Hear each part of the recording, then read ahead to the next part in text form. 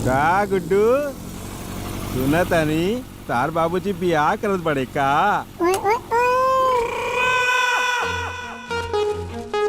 का सुन ले बड़े? अब जौन सुन ले बानी उहे बतावत तानी।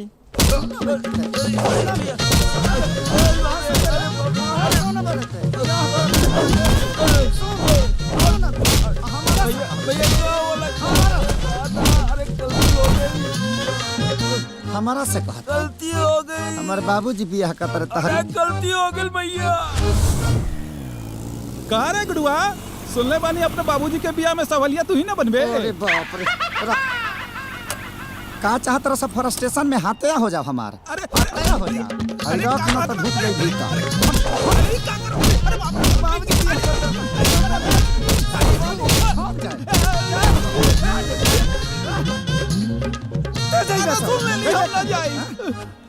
हम सुन ली हाँ। मर्डर हो जाई मर्डर। हम सुन ली भैया, गाँव में सुन ली हाँ।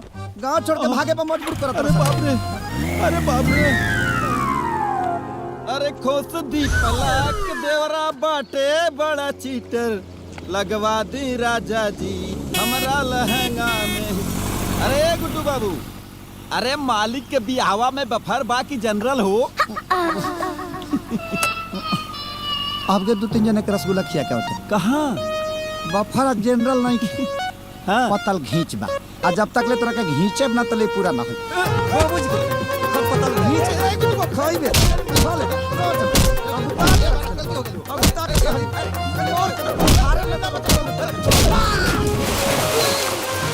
बफर खा। रे वही मेरा गलती हो गई।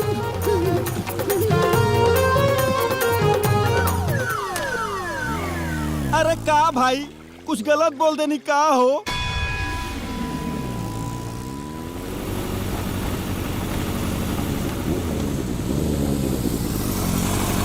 ये गुडुआ नौकी माई का फोटो देख ले। हाँ रुक तारी अतना मार दब जा फाट जाई। साफा दिमाग खराब हो गइल बा हमार। दिमाग खराब कइले बरस हमार। धनाजी तो देख लेती है के मिनट में। गांव भर पागल करके धइले बड़ा सब। आवत तानी बुढ़ऊ रोका। आवत तानी। धराजो खाली। अरे गुड्डू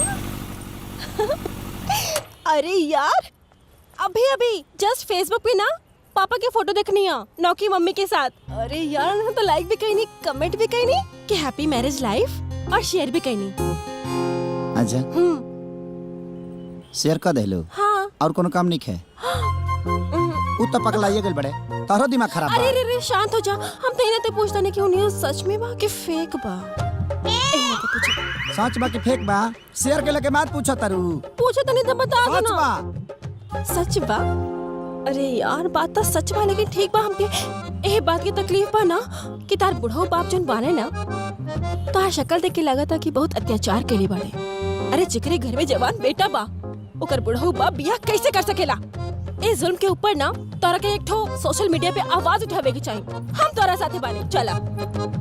मैंने शेयर के से पहले समझ में ना आइल कि हमारा आवाज उठावे की चाहिए कि ना। हां पता ना रहला ना तोर मुंह गोबर जैसे हो जाए। माने उ तो पागल कहिए देले बड़े तेहू पागल करबे। अरे ना हम तो ये सोच के एक्साइटेड बानी ना कि सास पतोह के एक ही मंडप पे बियाह, एक के बैंड बाजा बारात। लेकिन एक बात की कंफ्यूजन बा हो का कि एक के दिन हम लोग के सुहागरात होई, एक ही दिन लइको होई तो तोहर भाई और अपन लइका हम कंफ्यूज बाने कि अपन लइका खिलाए कि तोहर भाई खिलाए। माने ते के रात में इतना लंबा सोच लेता रे। हाँ। खत्म हो गइल बड़े कारे। उ तो पागल हो गइल बड़े। तोरो दिमाग खराब बा। हट हट। अरे बता के तो जा के खिलाए हम। तेज भूख लागल बाटे। अच्छा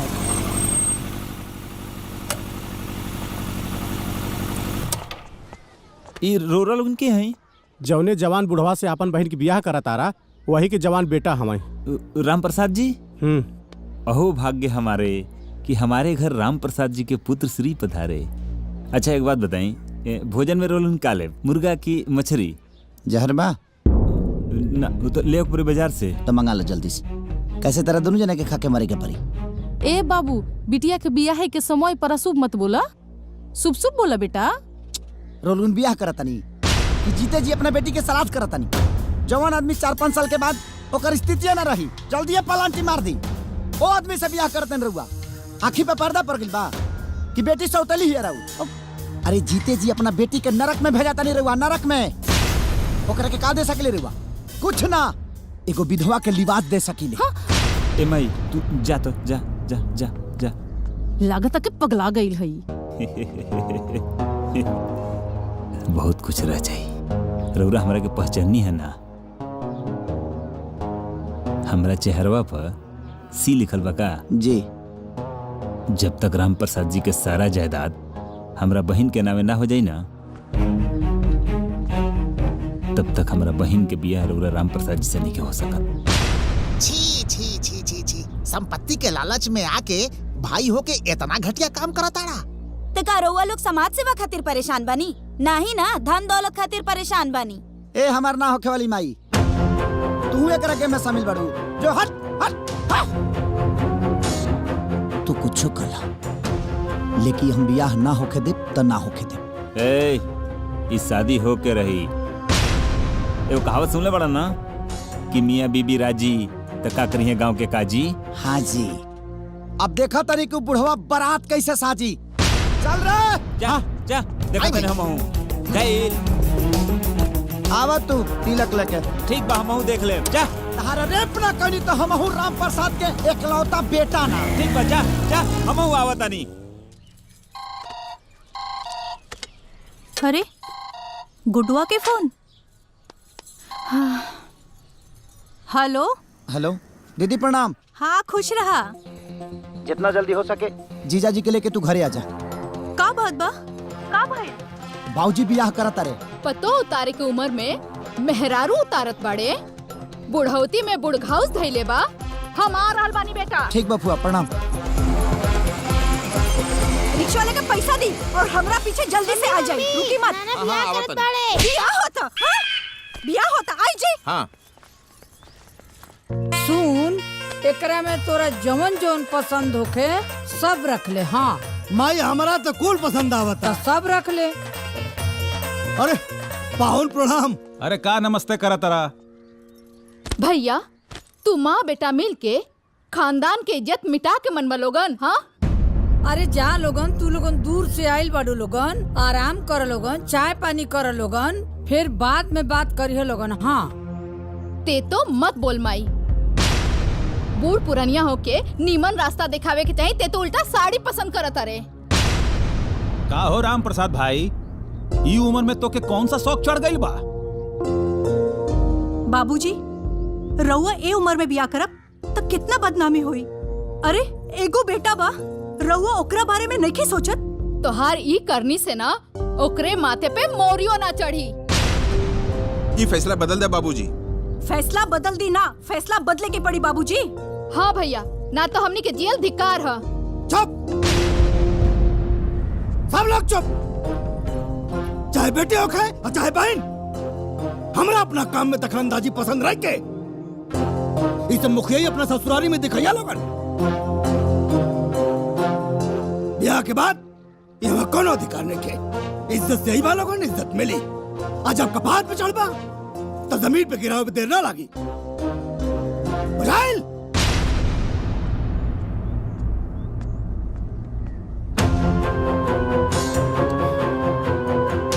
हम इतना मूर्ख नहीं थी कि हम क्या हमारा औलाद सिखाई। जवान करा था नहीं, ठीक करा था नहीं। यह हमारा फैसला बा।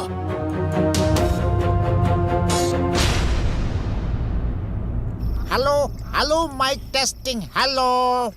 ना कभी धोखा दिया, ना कभी गुनाह किया, ना कभी धोखा दिया, ना कभी गुनाह किया। कलयुगी बाप ने बेटे को तबाह किया। अभी तक के दृश्यों से साफ पता चला है कि वो बाप नहीं पाप है। हाँ न तो का मुंह लटका के काहे बैठल बड़ा यार? अकेले अन्ना हजारे पूरे देश के समझा सकेले, तो एगो बाप के ना समझा सकेला? समझा के हार गनी, कोनो फायदा नहीं है। तो दुआरी पे अनशन कर दी। अनशन नहीं के लेना, तब हमके कोनो खाई के पूछते नहीं के। अगर का दनी ना तो कनिका और मौका मिल जाये। तब बाप विरोधी वैली निकाल दी। कुछ नहीं क्या हो सकत। अल्लाह के नाम दे दे, मौला के नाम दे दे। मारे मुलात ना अतौला खान के साड़ू भइल बड़ा सर मारा तरह मारे बस सब सर बाहर हो जाई। देख ले हई सील मोहर बा नए बा यहाँ हम डिप्रेशन में बनिया तहनी के मजाक सुझाता। हाँ हमार पूरा बात तो सुनिए यार, हम बस स्टैंड पे भिखारी बने छोड़ो कहा नहीं, बाप के परेशान करे वाला भिखारी बन जाओ। घर के दुआरी के सामने रोज अल्लाह के नाम दे दे, मौला के नाम दे दे, बाप के दिल पसीज जाए। उनकर करेजा कबो ना पसीज सकेला। बाप के मनावे के बा, पाकिस्तान के ना। एक बार कोशिश करके देख ली। कोशिश बहुत कैनी, वो बाप ना शराब बड़े। अनंजय रघुराज मूड खराब कर दिला आज, मन तक करता लात से मारी जे हक दस।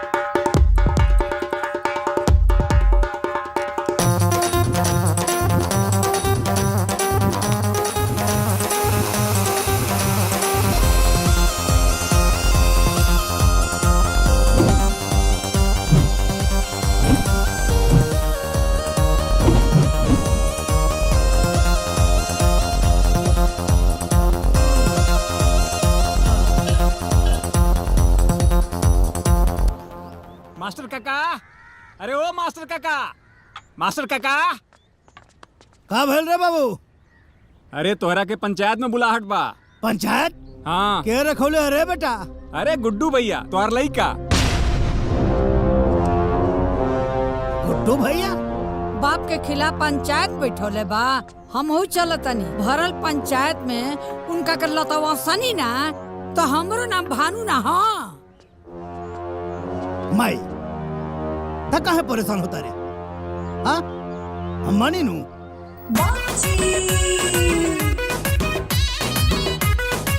चिंता मत कर, हम सब देख लेंगे। राम प्रसाद जी, तू इतना समझदार जरूर बाड़ा कि अपन अच्छा बुरा उचित अनुचित समझ सकेला। ई उम्र में ब्याह करल का उचित बा? अरे पहला प्रतिष्ठा के हनन आ दूसरा लड़की के जीवन के बर्बादी। अरे राम प्रसाद ये बिल्कुल अनुचित बा। अरे मुखिया जी, ये बियाह में खाली है शामिल नहीं खौन, हमार दादियो बिया ओ करो ना पतो हो चाहिए। अपने 4 दिन के जिंदगी के खुशी के खातिर अपने जवान लड़का के जीवन काहे बर्बाद करे पे तुलल बाड़ा? ये गलत है, एकदम गलत है।